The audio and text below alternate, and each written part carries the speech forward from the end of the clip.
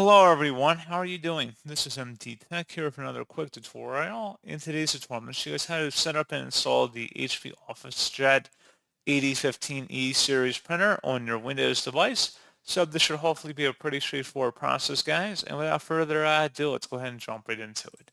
So all you have to do is open up a web browser, and into Google search, you want to type in HP OfficeJet 8015e support. Go ahead and search for that. Best results come back with an HP support page that says HP OfficeJet 8015e all-in-one printer. Go ahead and open that up, and then go underneath the support category. This is software and drivers. And then scrolling down again, you want to select underneath installation software and drivers. Select the HP Easy Start printer setup software. Go ahead and download that. And then once it's downloaded to your system, go ahead and open up that file to run it or extract it and give it a moment.